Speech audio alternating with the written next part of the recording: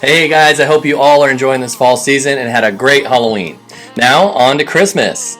Time seems to be flying, even though the housing market seems to be slowing just a bit. On that note though, here's your November market report for Wilsonville. Now I know some of you are in other areas, so if you want to know about yours in particular, let me know and we can chat about that. But home prices increased this month. The median sold price for Wilsonville in October was $715,000. That was back up from last month by about 11%.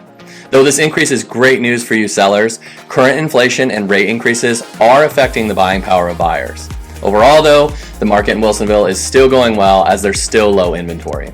Now speaking of which, the inventory for Wilsonville in October decreased by 29% to 26 active listings. That limited inventory and great Wilsonville community still makes it an awesome market for sellers. But homes are sitting on the market longer, so for all you sellers, it's okay to have your home listed for a more normal period of time. What I've been seeing is the days on market are getting back to a more normal level. 30 to 45 days isn't uncommon anymore as this market is changing. But as we speak of this changing market, during COVID, it really didn't matter who you used as an agent to sell your home. Yes, I said it. You could stick a sign out there yourself or with Joe Schmo Real Estate and it sold in a day. But now more than ever, it's important to have a real estate expert on your side as you navigate this changing market.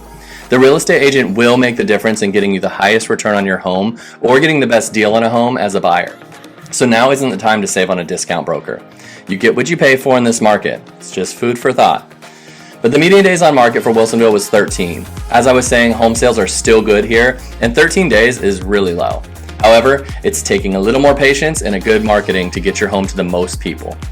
So there you have it. Those are the stats for Wilsonville for this month. If you're looking to buy or sell in the next 12 months, give me a call and we can talk about getting you the highest return on your home or the best deal for a home when that time comes. I hope you guys are doing great, and I'm going to see you in December.